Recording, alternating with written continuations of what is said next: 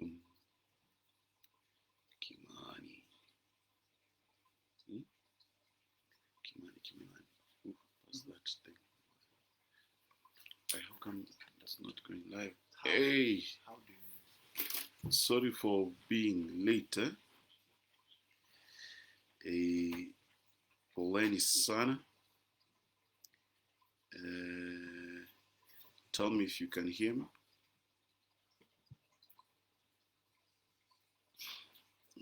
Tell me if you can hear me. Tell me if you can hear me. Hello, hello. Hello. Hey, can you hear me? Kareke, these chains are to break. Tell me if you can hear me. Yeah? Tuanze hii kitu, tuanze. We get this show on the road.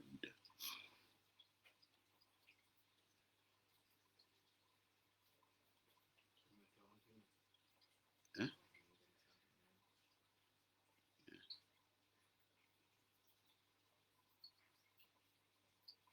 Oh, I can see myself. Okay. Last week we went through the whole thing of such as I have, and I want to address and continue down that path and try to bring to light the issues that have affected Christianity and why we do not have a mature church. We have a church that is full of babies, and I defined babies. And the best way to define babies is they cry. That's what babies mostly do.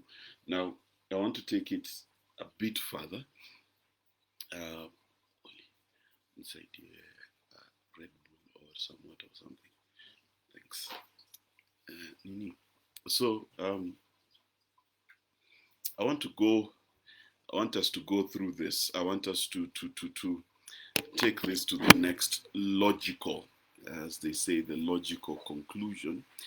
Though we're not concluding, we've got a journey to take, and what that journey basically is a journey to explain what it is to become what the promise is, and this is a critical thing, to become what the promise is.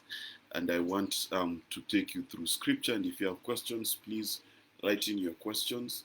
Uh, if there's problems with audio or anything, please do let me know. And I want to start this journey by defining who is an adult son, and how do you tell the difference. Now, in a house, when a child is a baby, they cry and the parents do. Now, the job of the parents is to ensure that as the child grows, they do more than they were able to do at the beginning. So essentially, a good parent's job is to ensure that the child becomes not only self-sufficient, but reliable to society and to family. So please understand what the journey. So the journey is a child who needs the attention of the parents all the time. Then finally, a child whom the parent can send here and there. And then finally, a child on whom society can depend on. This is the projection of maturity as seen through the experience of our lives. It is how we live life. And therefore, the question we have to ask ourselves pretty quickly is, how then do we know? Please share the link for class group. How do we know that we've become adults? And then we had this conversation a while back that many are called and few are chosen. And the reason why few are chosen is the fact that they go into the wedding banquet and they do not put on the new man. Okay, and Paul says this. He says, when I was a child, I thought like a child, I acted like a child, but when I grew up, I left childish ways. And therefore, it is critical, therefore, in the journey of you becoming what was promised and becoming what the word says you are, you must of necessity understand what it is to be a grown-up. And last week I gave you an example of one Jacob.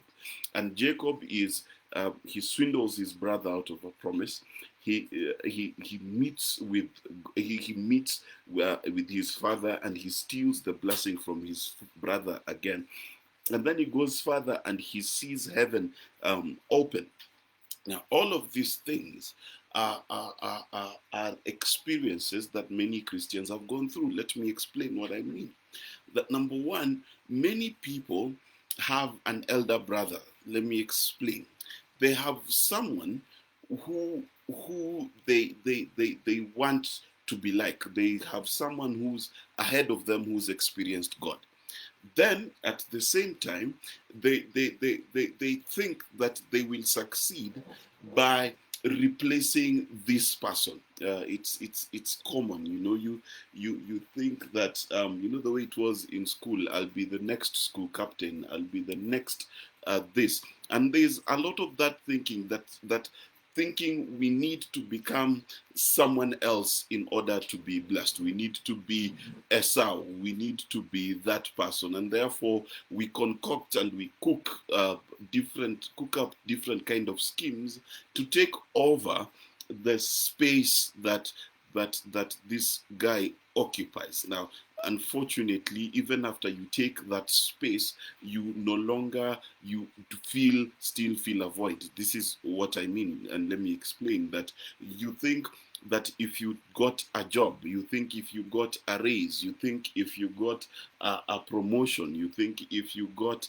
to a certain school, you think if you got a certain certificate, you think if you got a certain qualification, or if only someone greater than you would sit you down and teach you, or if according to Oliver, if you found someone more experienced than you, then maybe you would finally make it. It's the Esau syndrome. And I know a lot of the time we teach about Esau, but we've forgotten to teach about the mindset of Jacob. Jacob believes, and his mother seems to support him, that if only he can get that which someone else has, if only he can somehow access something else, and Jacob's pursuit therefore is natural. And this happens a lot of time, that if God tells you you are the best doctor, you immediately think, if only I was the head of a hospital, or if only I became minister, or if only I became permanent secretary, or if only I studied medicine at John Hopkins. All of those things are Esau mentalities. I am not saying they are wrong, and please understand me. I'm not saying there is anything wrong with acquiring positions, acquiring education, and acquiring status. But I am saying it is not what is going to turn you into becoming the promise. And hear me correctly, that before the promise becomes a reality, you who is hearing the promise must become what is promised. What is promised must become part and parcel of your reality. Hi, Ms. Ndengwa. Thanks for checking in. Long time, by the way. Yeah. So here's the question: do you think? And this is the funniest thing. And we do it a lot in Kenya, that if you get enough master's degrees, you get enough PhDs, you get enough of these things, you will be able to achieve your dream. Now, whereas getting these things is good, Jacob's example is very clear. It shows that that is not enough. In fact, according to the Bible, Esau had achieved. He was the firstborn, and after the natural order of things. So it is easy for us to assume that what we lack in attaining what God has promised is held by something or someone else. To put it in perspective, remember that Jacob was a friend to his mother Rebecca. And Rebecca is the one who had God promise that, you know what, the second-born will usurp the firstborn. And therefore, in Jacob's thinking through his cunning, he must be fulfilling what God had said. And notice what he does. He does what any person would do if you have been promised the firstborn's birthright, you go to the firstborn and you say, I want your birthright. And you ensure that you have beaten him and as usurped his birthright. Okay? And this is what we do all the time. We acquire the title, we acquire the prestige, but yet we lack, you understand me? You still lack the promise, because the morning after Jacob woke up from having stolen his brother's birthright, nothing had changed for Esau and nothing had changed for Jacob. Hear me correctly. And this is some of the things that we see. I don't know whether you've ever had a boss who's got the title but is scared of you. He's still worried about you. He's still not comfortable in his shoes. And this is what happens 99% of the time. Hey, David Mambo, this is what happens 99% of the time when the person receives the title without becoming who that title is. I don't know how to explain it. It's like when your boss is dumber than you, and every time they must keep you away from the meeting, because if you show up, your answer will outshine them. It's the same way you are given a job, and the moment you get it, you begin to shake in your boots, wondering whether you can do it, because now you've got the title, now you've got the certificate, but you're still not the person that this job promises you to be. And therefore, a lot of the time, and I see this a lot in Kenya, where you look at our institutions in this country, you see a lot of people with PhDs, with masters, with all of these things, and they walk into office and they're completely incapable of delivering, because they got what they thought was the promise, the titles, the privileges of the promise, but they did not become the promise. This is key. So there is a transition and a transformation from the Jacob who is born in the promise and the Jacob who inherits the promise. And therefore, God is careful to differentiate between Jacob and Israel. So let us continue. Now, Jacob, after spending a couple of years with the birthright of Esau, what does he do? Him and his mother scheme. And this is a critical time, by the way. And let me put it in perspective why this is critical. It is critical because the father has become blind. He thinks he's about to die. And therefore, he says, Esau must receive the blessing. Okay? Now, here's the whole funny thing about this entire situation. None of the three people involved, and the fourth being Isaac himself, realized that this guy is nowhere near dying. Let us be clear that Isaac dies many years after the 20-year return of Jacob. After 20 years, right? So Isaac is in a hurry to bless his children. Hey, Stephen Kibulo Mambo. He's in a hurry to bless this child, and yet he's 20 odd years away from dying. That is error number one. Error number two is that Esau and his father assume that blessing comes by the hunt, and therefore you must pursue and go and find this thing called blessing. And Esau goes, forgetting that it is hunting that cost him the birthright. He goes out there to hunt, and he goes to look for this reason why he should be blessed. And this is fantastic in my mind. You see, you need to understand something very interesting.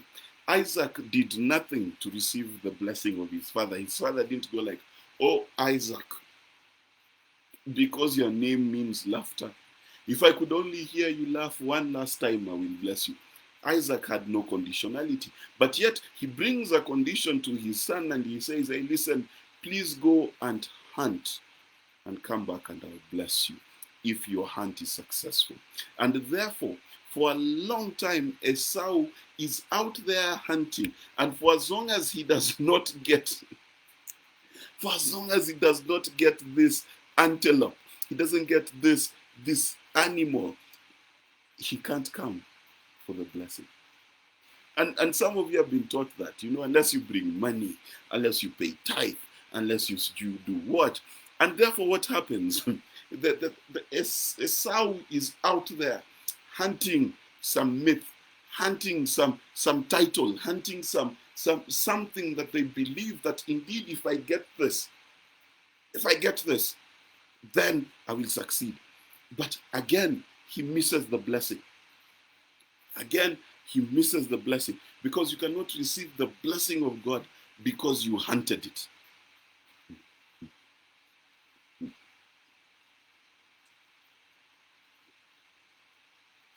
You can't. Okay.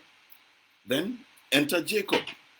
And Jacob and his mother, remember that God had promised.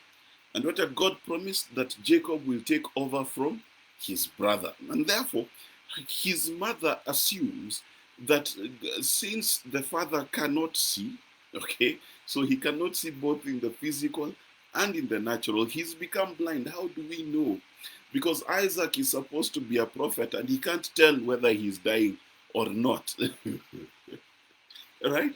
So Isaac can't see, but Rebecca remembers the promise of God in his life, and he says, So what I must do is I must help my son to receive the blessing. Now, this is something strange. Of course, you know the story. He puts on a sheep's skin, slaughters a sheep, goes, and his father declares a blessing. Okay? And when the father declares a blessing, you would assume that Jacob's life would change. But once again, his life is not changed. His life is the same. The Bible does not record any significant change in Jacob's life other than running away from his brother. Now, this I find interesting. A, you've taken your brother's birthright. B, you've received the blessing. But the one without the birthright or the blessing can chase you away. Does that make sense? Let me put it to you in perspective. You have the degree, you have the education, you have the title, you are the one who went to school of avionics, and then you are praying to God to bring a guy from Gong Road to teach you. This is the irony of... I'm sorry.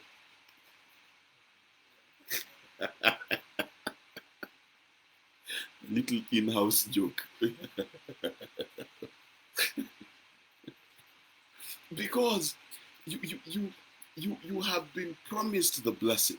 You have done what you think is necessary to receive the blessing, but it has not become you. Jacob has yet to become the person who is entitled to carry the blessing. He's not yet there.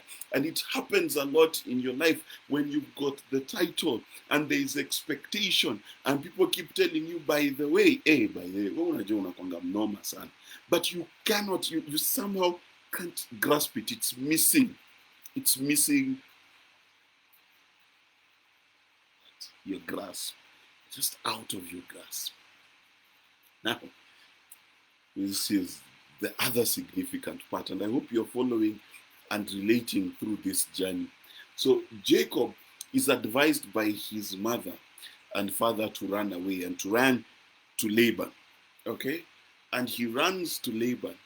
And on his way as he's running to Laban, it finally dawns on Esau that he has broken his atiata tujasikia vibaya. Right? So he runs away. And when he is running away, and this is very interesting, the Bible records that Esau realizes that he's breaking his parents' heart, and he again does what? He goes and he hunts for a woman who is from the right lineage, and Esau marries her. Again, Esau and Jacob are doing the same thing. They're pursuing things and hoping that the pursuit of things will land them the blessing. They both miss it. Now, Jacob is running away. And what does he do? When he's asleep on a stone, he sees the heaven is open. And it is important that we read what he sees. So allow me to go to the book of Genesis and the staircase to heaven. And I want to show you what happens. And this is going to turn your religion upside down, inside out. We are in Genesis 28. Okay, we're in Genesis 28.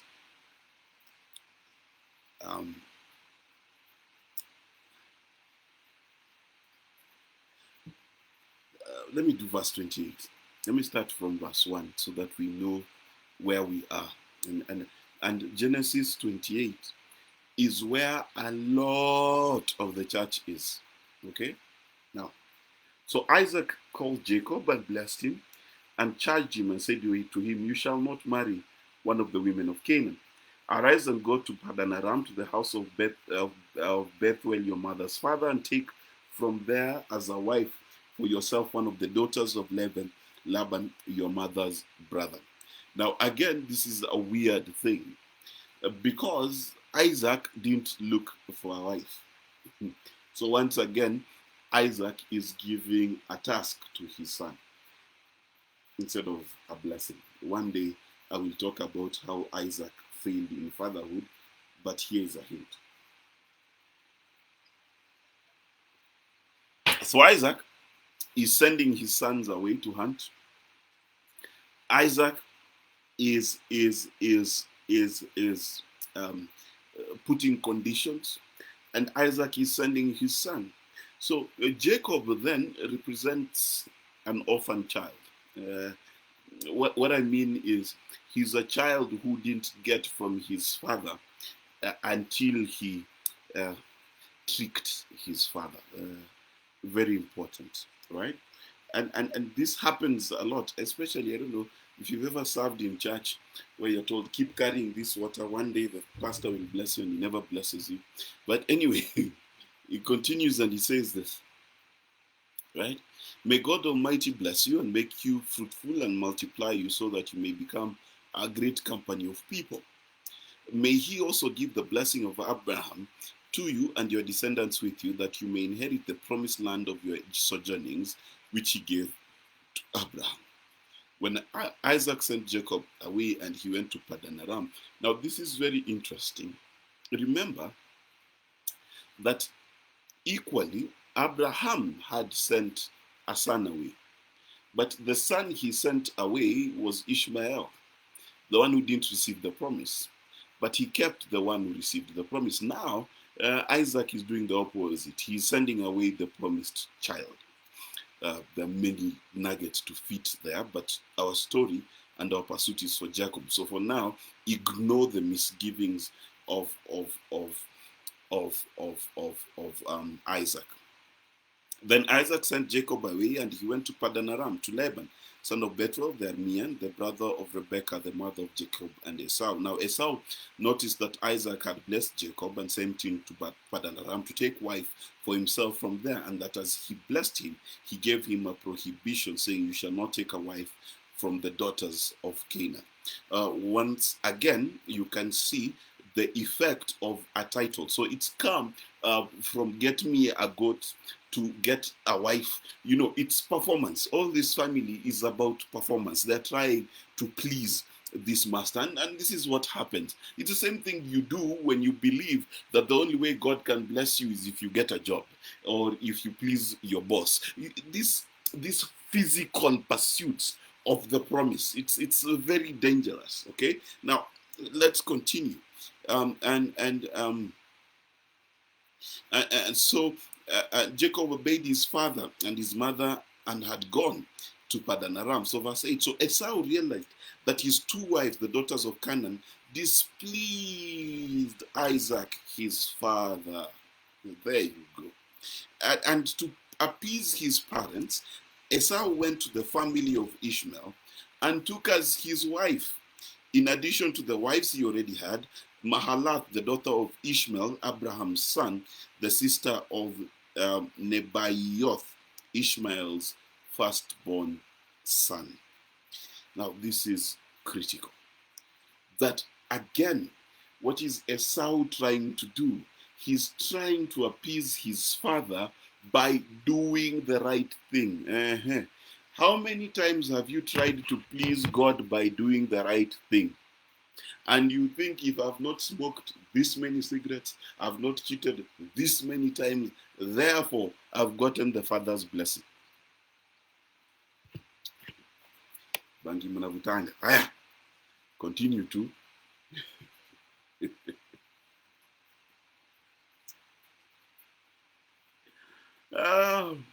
Right? Now Jacob left Beersheba, never to see his mother again, and traveled toward Haran.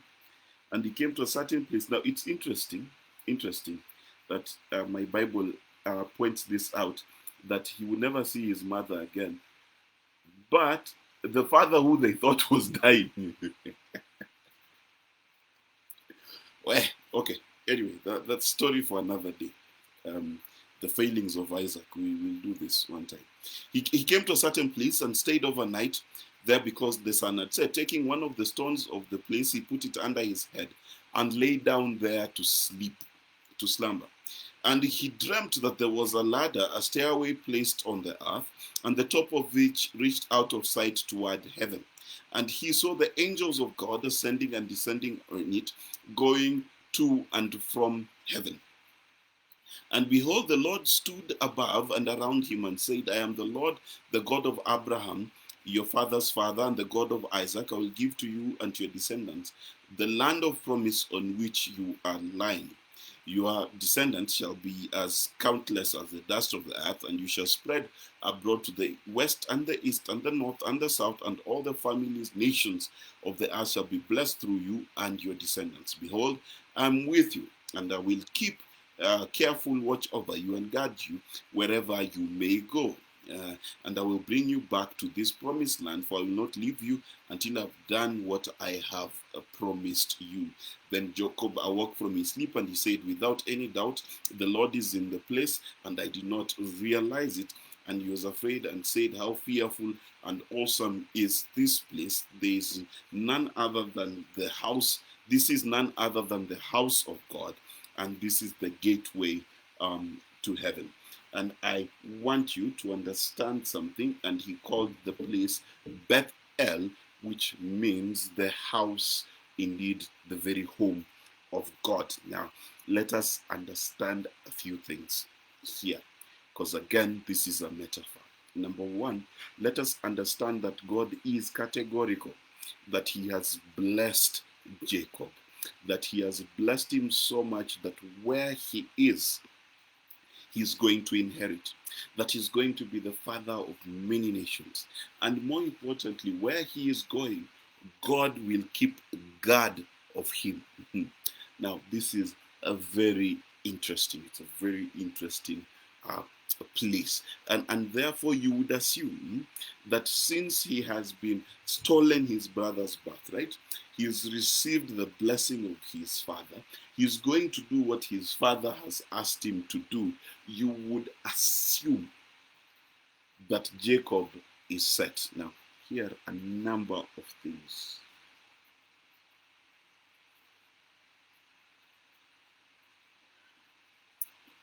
Number one,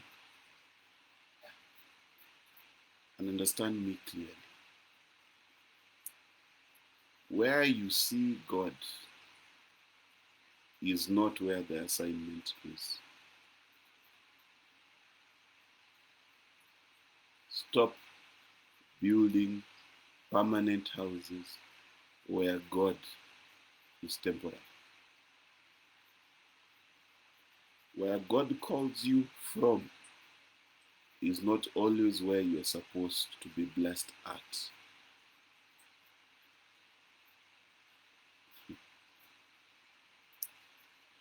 For Jacob to be blessed, he has to leave the house of God.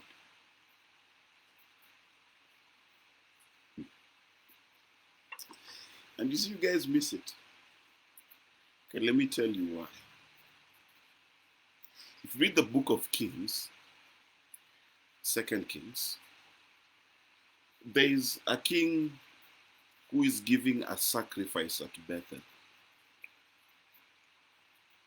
Bethel is not Jerusalem.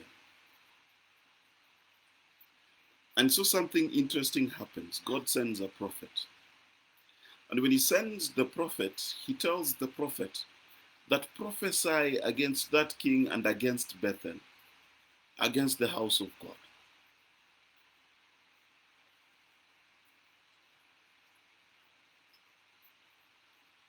Hear me clearly. In this life, you must always be moving to Zion. When God shows up and he tells you, I will be with you, I have blessed you, and you see a great sign, whether you see heaven itself, you see the staircase to heaven, or you see angels, from that place you must move.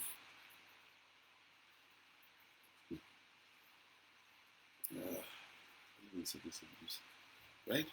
And I don't know whether you understand me. Let me repeat.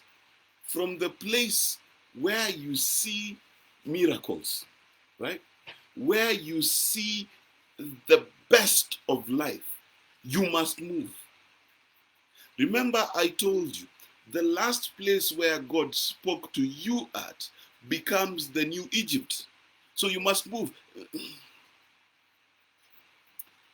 How do I explain this?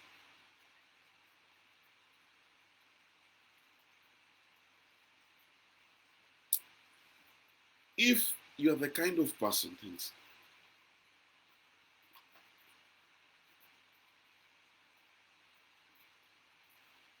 if you're the kind of person who you live in a point of reference where life was good, or where you experienced God, or where things were nice, and that's where your head is stuck, you will never experience the promise. If you're the kind of person who keeps telling people, and Kimani likes to remind me of someone who's like this, how things used to be very nice in the past. You've built a Bethel. You've built a place where you stay. You've missed it. Don't build a house for God. Don't. Or listen to me. Let me make it even better. Stop building physical houses for God. Yes, I know I'm offending you, but listen to what I'm saying. God said, seek, which means journey towards me. God stopped being stationary. He is moving. He is moving. It does not matter what you experienced with God in the past. He is moving. Behold, can't you see he is doing a new thing? He is moving. He is creating highways in the desert. He is putting water where there is no water. You, where you are, you want to sit in the rainforest because there water used to fall from the sky. God is telling you move into the desert because that's where I am now. Because there I'm making a river to flow through. He is doing a new thing. And that's why he says it has not entered the minds of men, neither have they had it, what God has in store.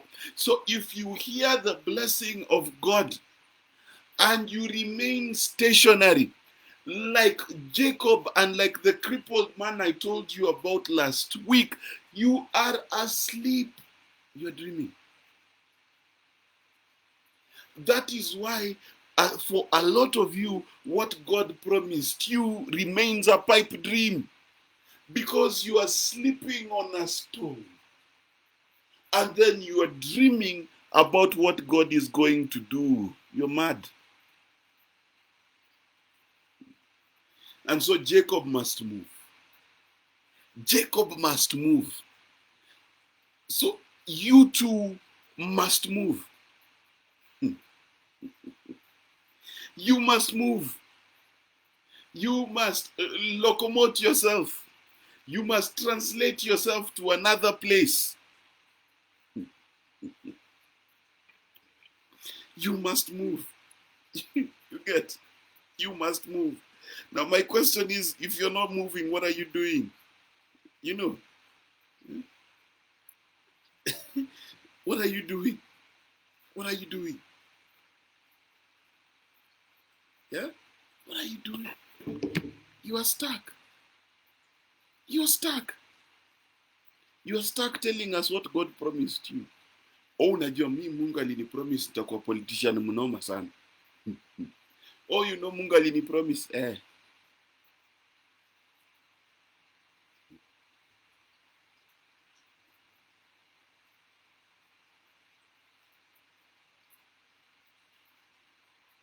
So you must move. Stop building houses for God. Stop making places where God stays. God is on the move. You must seek him.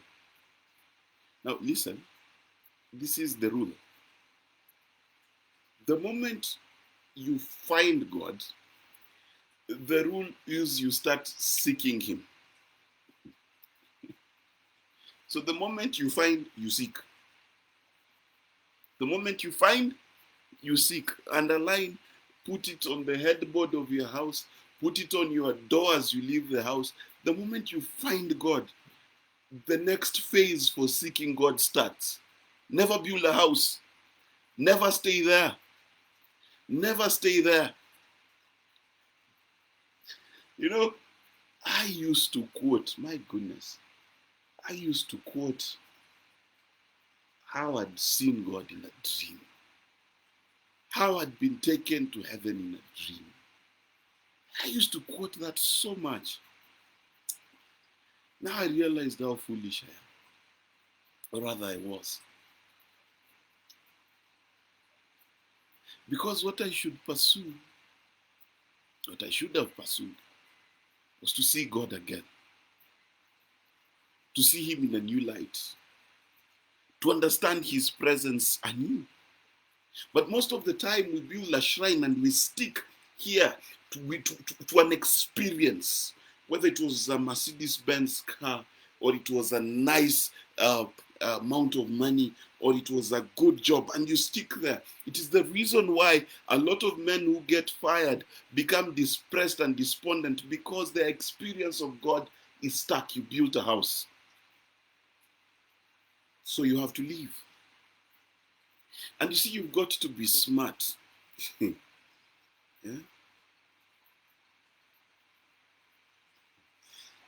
Yeah? I want to show you something. I'm looking. I want to show you something very interesting here. I want to show you what Jacob says. And this is the difference between many Christians and Jacob. So verse 16. Then Jacob awoke from his sleep and said, without any doubt, the Lord is in this place, and I did not realize it. So he was afraid. How fearful and awesome is this place. There is none other like this. This is the house of God. So Jacob got up early in the morning, took the stone he had put under his head, and he set it up as a pillar. That is a monument to the vision in his dream. And he poured olive oil on the top of it and to consecrate it. And he named the place Bethel, the house of God. And the previous name of that city was Luz, almond tree.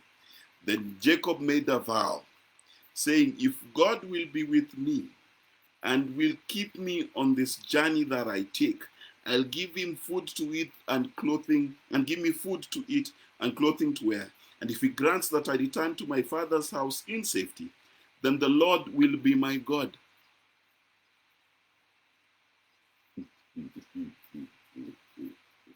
Listen, Jacob had seen the staircase to heaven.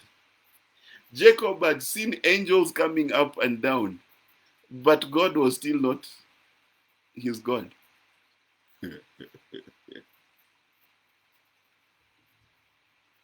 Because he says there's a condition. And he says the condition is if he keeps this word, then I will know he is my God.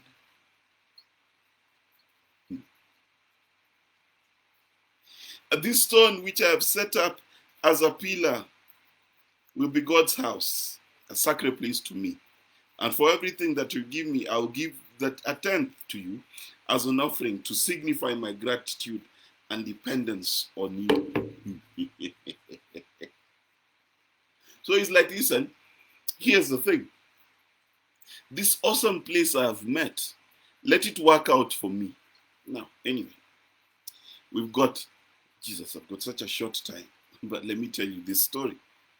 So Jacob does the right thing. He leaves. He does not stay where God spoke to him, which is something that Abraham knew. Abraham kept moving from every point that God spoke to him. But also like Jacob, he put up monuments to remind him, God promised me this. God told me that. So he keeps it in memory, but he keeps moving. Keeps moving. That's important. But Jacob goes to Laban's house. And you know the story. His wages were changed 7 times. His uncle mistreated him. His wife turned out to be a thief because she stole. Now, I want us to pick up the story to when Jacob has a conversation with God. A few minutes, so I want to give you the background. Listen, I want you to see it in perspective. Jacob has very importantly, been frustrated, done 14 years of hard labor to get 2 wives. Hard labor, again, that he didn't have to do because his father should have done all this for him. Okay? When his father sent him away, sent him to get a wife, he didn't send him to work for 14 years.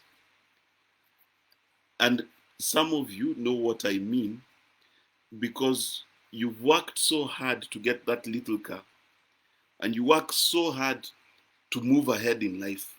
No mengangana, 14 years. And every time after you get a wife, but she's not the one you really wanted, you get a job, it's not really the one you wanted, and then you have to work harder, then you think you got the job you wanted, then the job you wanted turns out to be a thief, steals from the father, lands you in trouble. You know, and then finally you're like, you know what? I have been struggling so much, it's time to make some money. So you talk to Laban and you say, I will take care of your sheep. Now your sheep, when they turn brown, they're mine. If they turn black, they're yours. And you keep changing that. And everything that you think you're supposed to be blessed with, you're missing. You can't catch it. You had God, you got the Father's blessing. You've done everything that was right. In fact, the reason why you are in Padan Aram is because you're obeying your Father. But somehow everything that you're supposed to receive keeps missing you. You know, you could have had a car by now. Watu wanakuuliza, na uendeshi. Na huna bwana mabibi. Na hauna. Na hauja-achieve. Yet you had the blessing of God. Something is amiss. Now, notice something, okay? Notice that on the other side, there's a guy called Esau. And Esau, who didn't receive the blessing, Esau, who Jacob had conned of the birthright, has grown into a city When he goes to meet Jacob to say hi, he has 300 horses with him. My friend, 300 horses even today is a lot of money. And so I want to pick up the scripture. When Jacob is finally meeting God, and I want to show you a few things which you must learn. And I don't know whether Hez is here. If he was here, this is something that is critical. And Genesis chapter 32. And this is after the guy has gone through hell. Now I want to read.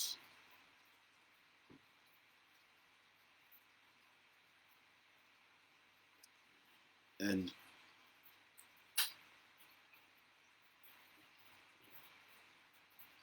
I want to read. Let me read.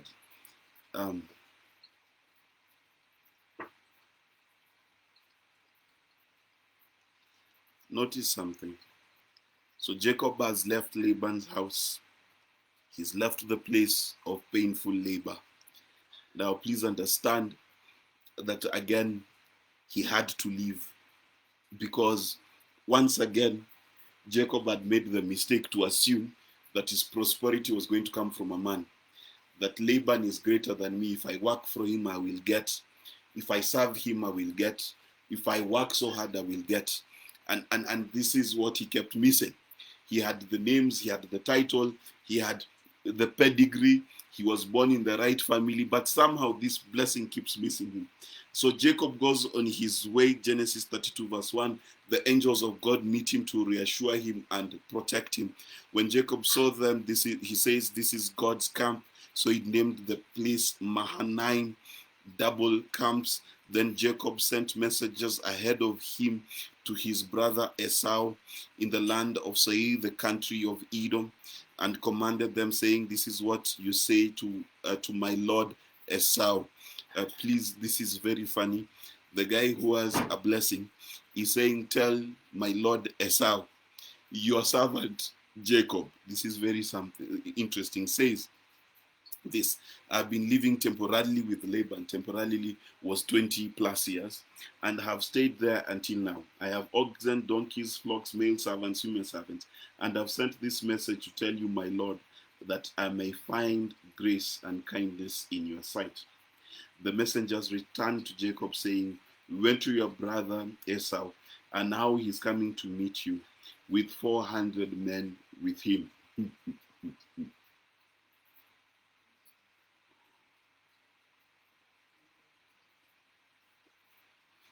And so, despite having angels around him, Jacob is greatly afraid and distressed, and he divided the people who were with him and the flocks and herds and camels into two camps, into two business strategies.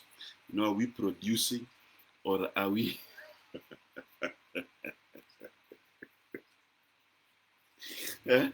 This happens a lot in your life. You start changing strategies and you start saying, now danger is coming. Unajua CEO mpya anakam. Sasa now I need to change my strategy. All right? If Esau comes to the one camp and attacks it, and the other camp which is left will escape. Jacob said, O God of my father and God of my father Isaac, the Lord who said to me, return to your country and to your people, and I'll make you prosper. I am man worthy of all the loving kindness and compassion and the faithfulness which you've shown to your servant. With only my staff long ago I crossed this Jordan, and now have become blessed and increased into these two groups of people. Into these two groups of people. Save me, please, from the hand of my brother, from the hand of Esau, for I fear him, and he will come and attack me and the mothers with the children. And you, Lord, said, I will certainly make you prosper and make your descendants as numerous as the sands of the sea, which is too great to be counted. So Jacob spent the night there. Then he selected a present for his brother Esau, from the livestock he had acquired. Now, notice all of these strategies again. Classic Jacob. He is trying to find ways to be smart, to defeat what is about to befall him, right? And what does he do? He 200 female goats, 20 male goats, 200 ewes, 20 rams, 30 milking camels with their colts, 40 cows, 10 bulls, 20 female donkeys, and 10 donkey colts. He put them into the care of his servants, every herd by itself, and said to the servants, "Go ahead of me," and put an interval of space between the individual herds. Then he commanded the one in front, saying, "When Esau, my brother, meets you and asks whom you belong, where are you going, and where the army is, then you shall say that your servant Jacob says, there are gifts sent to you, my lord Esau, and he is also behind us." So each of those things was supposed to bribe Esau. Are we together? Okay. So once again, what is he doing? He's being Amjanjes. All right. So once again, he's praying to God for protection, but ujanja ndio zake. All right.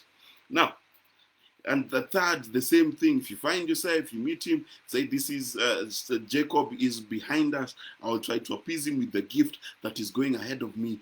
Then afterward, I will see him. Perhaps he will accept and forgive me." So the gift of the herds of livestock. Now, please notice something. Please notice something. That though Jacob had received the greater promise, because he was still obsessed with pleasing man, still obsessed with doing things that give him title and rank, still obsessed with doing things that please men, just the same way he wanted to marry from somewhere to please his father.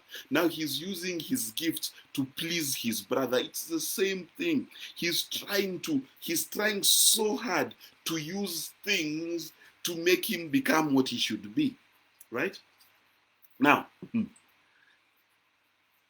so the gifts of livestock went on ahead of him, and he himself spent that night back in the camp.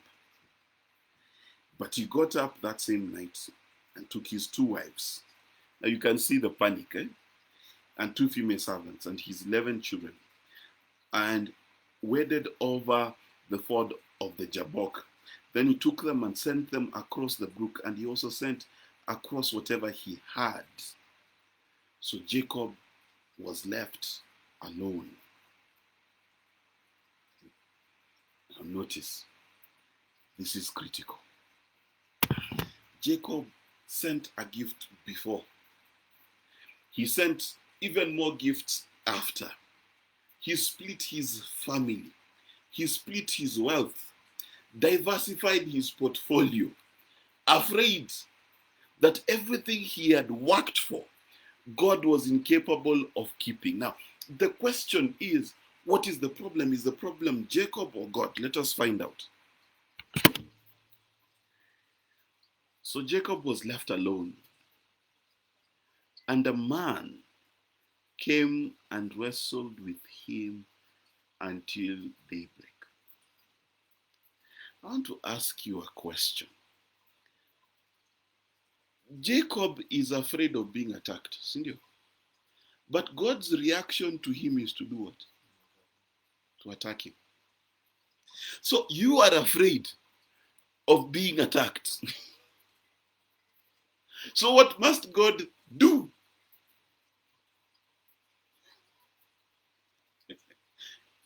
He must wrestle you. God must wrestle you. Because every time Jacob had had, but he had never confronted God. My question is, have you ever had a confrontation with God? Have you ever? Many of you have not, which is why you do not know how to pray. Now notice something. When the man saw that he had not prevailed against Jacob, when the man saw that he had not prevailed against Jacob, I want to ask you a question. When God wrestles you, who wins?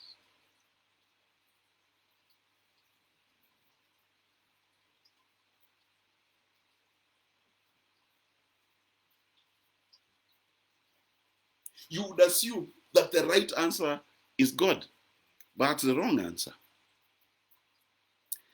Let me show you something.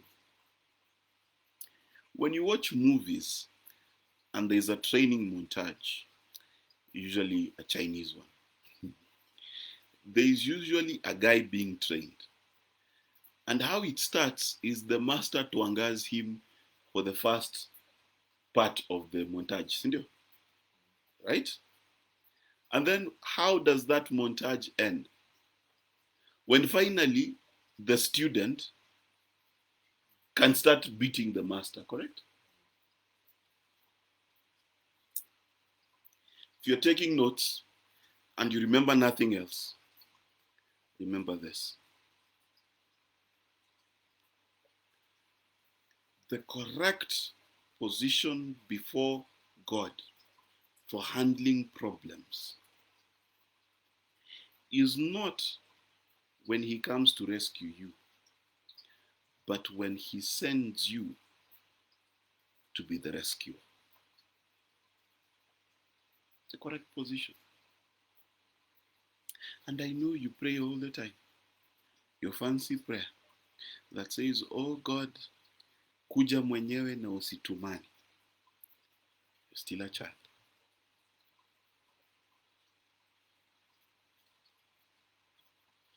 When God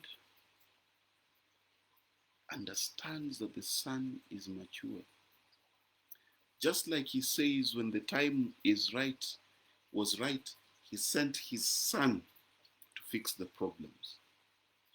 Similarly, God must fight you so that you are able to be sent, so that you're not afraid. The fight that Jesus had with God, and there were two, very critical. There is the fight after his baptism, 40 days in the wilderness. Oh, I know you think it was Satan. Nope. The Bible says the Holy Spirit sent Jesus into the wilderness to be tested. Number two, Garden of Gethsemane. When Jesus sweats blood. I want to read on because I cannot say the next thing I want to say until I read this. When the man saw that he had not prevailed against Jacob, you must learn to wrestle God. He touched his hip joint, and Jacob's hip was dislocated as he wrestled with him. Then the man said, let me go, for day is breaking. But Jacob said, I will not let you go unless you declare a blessing on me. What is the difference between this blessing and every other blessing? What's the difference? The difference here, and I told you last week, is Jacob now his hip has been dislocated and he's fighting with God.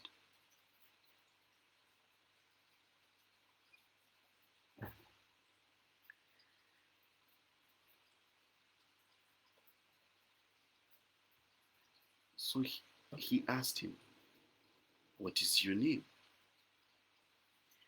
And Jacob obviously says, Jacob.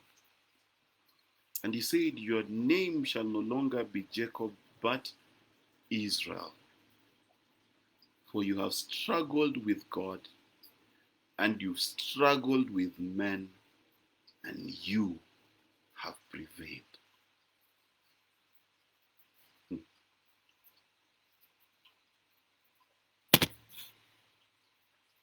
My question to you is simple. It's very simple. Do you know how to wrestle with God? Listen, I know you like to sing that you are the true Israelites.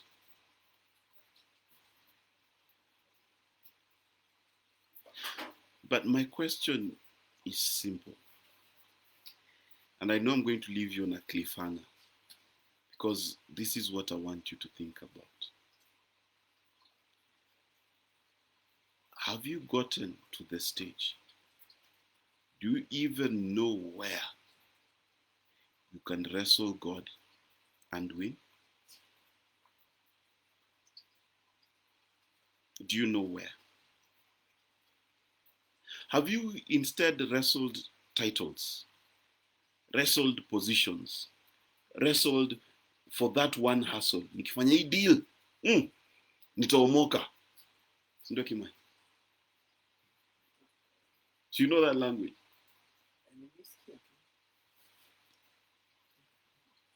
That one, nikipata visa, green card.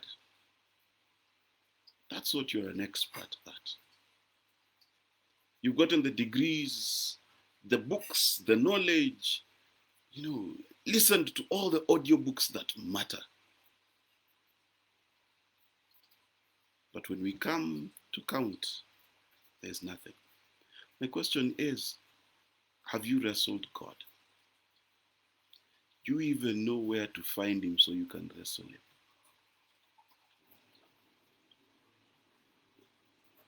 Do you?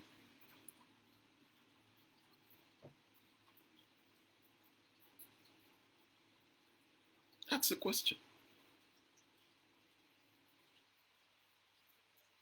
Wacha niwache mfikirie hayo. Sitaongeza zaidi ya hayo. Mungu awabariki. Please, Finding Eden. Buy a copy. Watch me tomorrow on K24 talking about this book. Thanks to everyone who's bought the book. Yes, it's here. Finding Eden. It is a romance novel.